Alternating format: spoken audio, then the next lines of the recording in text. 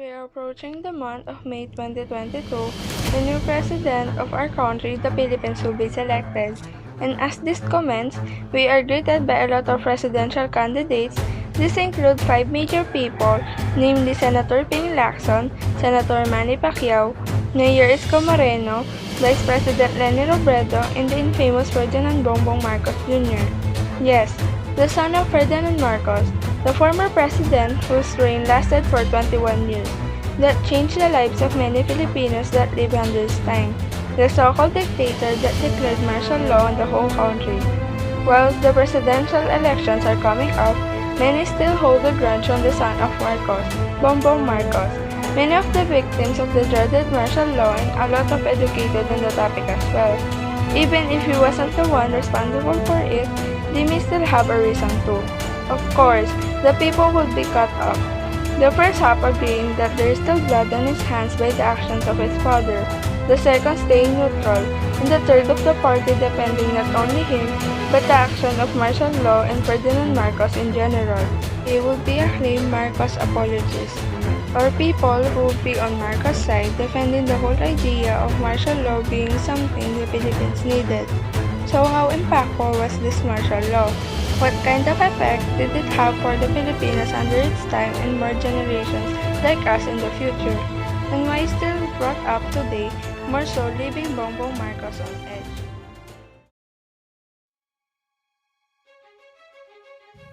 Since Ferdinand Marcos declared martial law back in 1972 and ceased in 1981, the Philippines came face to face with a lot of unexpected changes, not only in the country's system of government, but also to the lives of many workers, families, and civilians. Based on the Amnesty International, there was around 3,257 known extrajudicial killings, 35,000 documented tortures, 77 disappeared, and 70,000 incarcerations. Even if a majority of the mass that defend Marcos implementing martial law says that he committed this action to quote, suppressing increasing civil strife and the threat of a communist takeover, it certainly cannot hide the fact that this action of his has a petrifying record of human rights abuses, not hiding the fact that it targeted political opponents, student activists, journalists, religious workers, farmers, and others who fought against the Marcos dictatorship as said by the task force detainees of the Philippines. As Marcos' reign of martial law further devoured the country, leading to many turning against it, though many can say that they are not to be blamed by what they may have to face.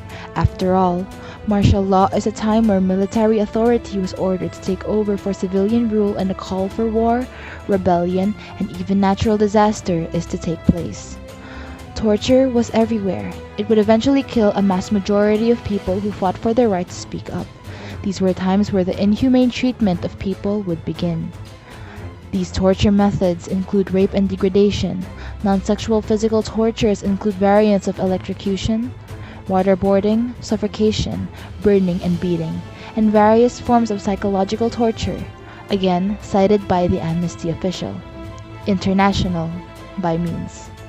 These were also cases of animal treatments, ashtray, or the use of cigarette burns on the victims, food deprivation, and pepper torture, or in Filipino, sinusunog na rekado. According to the Rappler website, Liliosa Hilao, or Lily, suffered a fate worse than death. During martial law, the student activist was one of the first to be ever the victims. It's said that she was found dead, internal organs missing, possibly to remove any signs of sexual torture. She had cigarette burns on her mouth, injection marks, and bruises. She was captured by drunken soldiers from the Constabulary Anti-Narcotics Unit, beat her up, and took her to Camp Crame where her life would never turn to the light. In another story, a video made to showcase the horrors of martial law, it was stated by a by a martial law victim slash survivor that his sister was raped and then executed. Both of them being part of the Southern Tagalog Ten, a group of Protestants, was the single biggest case of political abduction during martial law. A lot more had happened, and most of the surviving victims now still carry the baggage of the trauma inflicted unto them. As stated in the official Gazette website, Ferdinand Marcos lifted martial law on January 17, 1981, but since decrees were still in force, it was viewed more as a symbolic gesture. Even as said, after many years, the trauma and damage was still evident in the Filipinos who swore on those dreadful days. One of the survivors, Hilda Narciso, told how she tried to heal from martial law, a time where she was taken advantage of, a time she wished she was dead. I was revolting, she says. I was being molested at the time. It feels more like I wanted to be dead. What I did was talk about it. I was able to go out of my country, invited by the Amnesty International, and all that draws me to go out. After stating, she later goes on and says, "Remember the dark days of martial law. Remember the heroes not with us today. Many brilliant people who were killed. If they were still alive today, we would have a choice of presidents to choose from." Ano pong pangalan niyo? Arian Eileen Camaya. Ilan taon na po kayo? 23. Si BBM po ba yung president niyo? Oo. Lima ilang katanungan po ako sa inyo. Yung una pong tanong, did martial law affect our way of living in the present? Yes, especially the old ones because they experienced the martial law itself. They went through a different kind of discipline. And now they know how to manage everyone. Pwede niyo po bang sabihin kung ano po yung pangalan niyo? Ako si Danilo Bituin at 50 anyos na ako. Sino pong presidente ang gusto ninyong mailoklok ngayong halalan? Si Isko. At naranasan niyo na po bang matakot sa martial law? Lalo na po para sa ikakabuti ng inyong pamilya? Oo. Kasi nung teenager ako naalala ko hindi ka makalabas ng alas 10 ng gabi, mayroon ng curfew sa kalsada, at ang mga pulisi talagang ulihin ka, kukulong ka. Yun lang masasabi ko. Yun lang po, salamat. With all that said and done, you may come to believe that people have come to hate and want to forget about that infamous time. But I kid you not, for years this has been defended and with quote, proven to be a help to the Philippines in whatever way they say. If there even was something to prove that martial law did something to help the Philippines, then these next words may be on the side of the foresaid apologies, which many people call it.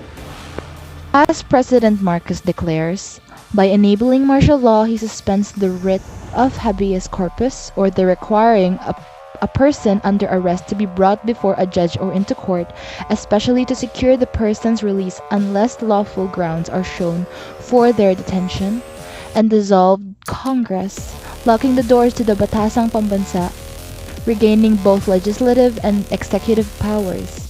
This has the regime decrease the number of violent urban crimes, collect unsupervised firearms and Britannica states, suppress communist insurgency in some areas.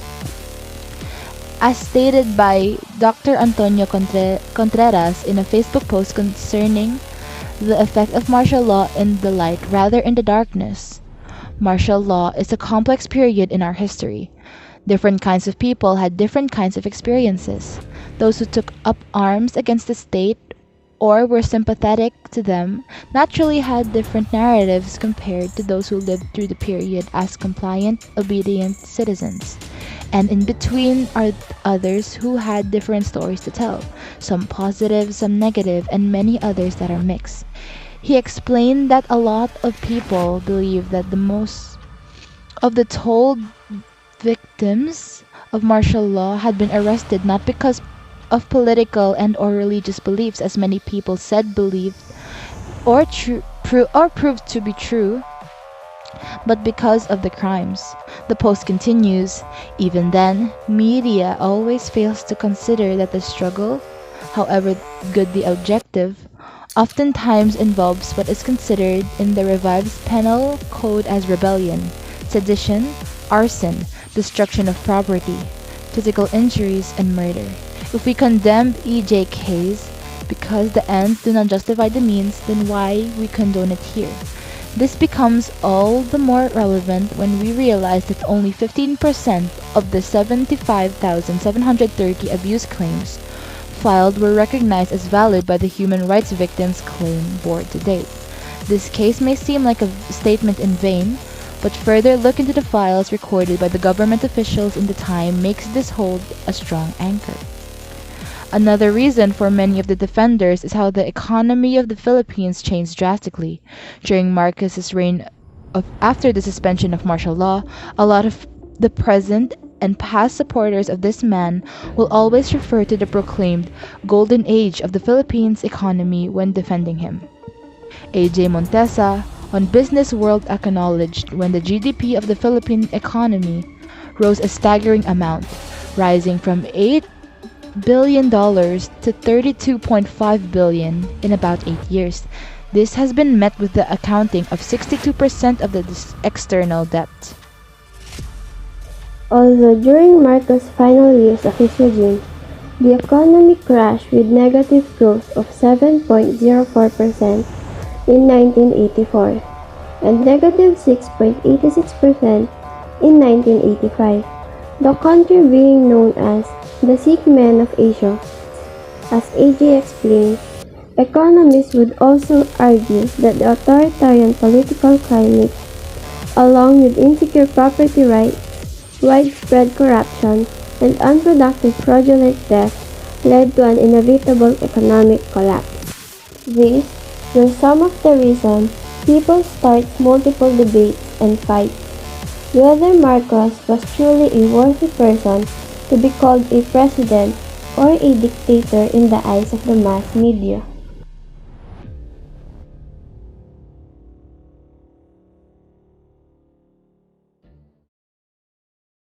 Noong may martial law po ba, mayroon po bang naging oras na naging madali ang buhay ninyo? Kahit na limitado lamang po ang mga pwede ninyong gawin? Meron naman, kaso lang, yung pagbabanding sa mga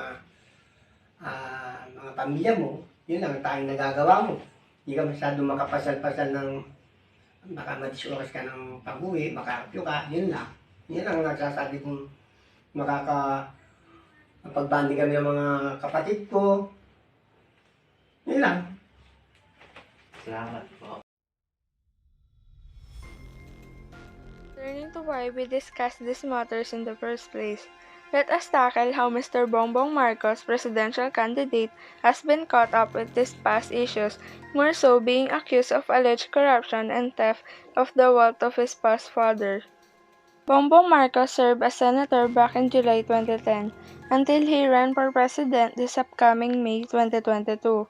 As recorded in the 16th Congress from 2013 to 2016, Marcos filed 52 bills, of which 28 were refiled from the 15th Congress.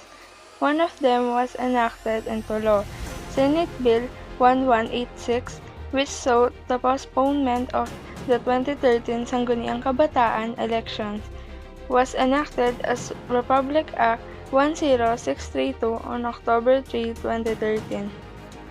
While he is now running for president, he now has to face with two sides. On his side, his supporters, the people who kept cleaning his name whatever that may take. He needs to keep them convinced to stay by him, as they are the people ensuring his win. On the other hand, we have the people who think him winning won't ever be an option they can take, especially all the things that happened in the past because of his family name. Some of them are called anti-Marcos, simply because not only they want him to open to his crimes, they also frequently drag his name across the mud. But let us see the reasons why. Many of the martial law victims, relatives, and other people who protest against BBM's candidacy indicates that him winning the election may lead to a whitewashing of the grave abuses and extreme corruption of the Marcos dictatorship. An article on The Diplomat by Jim Gomez explains that BBM winning may make the lives of the martial law victims harder as more complaints filed against him. He was now convicted of tax evasion that he wrongfully stated in his candidacy papers that he had never been found liable for a criminal offense that can bar him from public office. Marcos never made a detailed reply to this, only referring to it as a predictable nuisance, not helping his case at all. This may spark legal battle, possibly ending up all the way to the Supreme Court. As the article goes on, the victims he would rather difficult, if not impossible, any unclaimed human rights reparations and the recovery of the bulk of the ill-gotten wealth plundered by the Marcos family and their cronies or acquaintances. A left-wing activist and the victim of the horrendous torture of martial law, Bonifacio Ilagan, once stated in an online conference that the candidate's presidential bid may be the family's final attempt to retake power and to completely turn history upside down, as winning the election may put the Marcos' bloodline in power again. Again, as the election is just around the corner, more complaints file up against his name, as in late November, petitions asked the Commission of Elections to either cancel Marcos' certificate of candidacy or to disqualify him due to a criminal conviction in 1997 over his failure to file income tax returns decades ago. This has been in debate for months as the weeks of campaigning and speeches passes by. On VOA News, another article posted by Anthony Esguerra explains human rights organizations formed to assist political prisoners and victims during the elders Marcos rule led the filing of the first petition on November 2. Other groups followed suit, although the petitions vary in legal tactics. The end goal is to prevent the younger Marcos from seeking the presidency. Fides Lim, a known spokesperson, speaks up about the Comelec pushing aside his case and many denying the evidence is brought up. We are doing this, in particular, to show the disparity of the double standard of justice, the selective application of the law when it comes to the power like the Marcos family. Lim said, "This case serves not only as bringing up Marcos in power will not only bring up the trauma and hardships of martial law again, but it also serves the Philippine government with a higher chance of corruption." On the other hand of things though, the supporters would defend their aspiring candidate, with many of their protests claiming that Marcos had barely anything to do with his father's reign, or even the wealth the Marcos family hides from the limelight. Marcos combats the fears of the people protesting, saying in a DZRH presidential job interview, "It has its place, but only for war. Precisely that's why it's called martial law." He goes on saying, "You negotiate, this will result in a martial law or civil war, which we do not want. You have to defend the state. You have to protect the republic from this kind of threat. So you make sure you form your government immediately. At the same time, you negotiate with the demonstrators. You negotiate with those opposing you and see what the problem is. You might be able to fix it so that there's no need to demonstrate," he added. In a post on the Rappler, BBM said in an interview that bringing up atrocities and corruption during his father's military rule is a waste of time. As insensitive or as ignorant as that sounds, he explains, "It's the same topic we're going to talk about, and that's a waste of time, because my people will not change. It seems it's clear here will not also, so we can't talk about the important things I want to talk about, like program of government." Well, it isn't avoidable that the questions surrounding him would be about the human rights abuses and the ill-amassed wealth by his father and allies. He has never addressed them fully, only in contempt and evading is now what he has to give.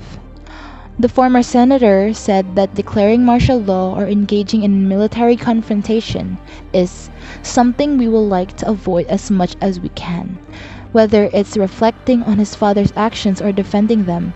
He further states that the martial law is only to be brought up an option when war may strike, bring up the possibility he never saw deeper in his father's actions in the first place. Do you think Bongbong Marcos is a worthy president for the Philippines even with the history behind his father? Yes, because of the establishments that were built during the time of Marcos.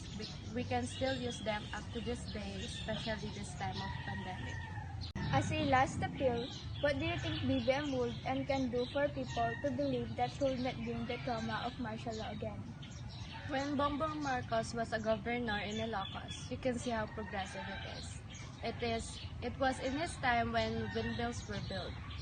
And now you can see that how windmills affect the Ilocos, especially in their electric bills. If there is something the Philippines needs to recover from, then it is martial law. People are on the opposite sides, and unless the presidency came to be in the Marcos name, the answer for them would be unclear. Is it really time for people to start a new light on the Marcos name?